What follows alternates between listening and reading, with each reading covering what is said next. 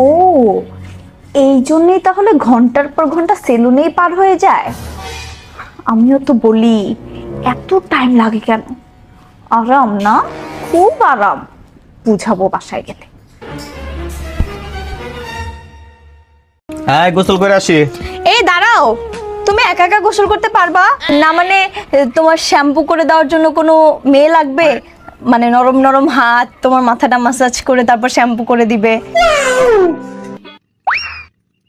বলছি, তুমি যে একা একা শার্টটা পরতে পারতেছো তো ঠিক মতো? তোমার কষ্ট হচ্ছে না তো পরতে? কাউকে এনে দিব তোমার শার্টের বোতামগুলো ঠিক মতো লাগিয়ে দেওয়ার জন্য? থাক।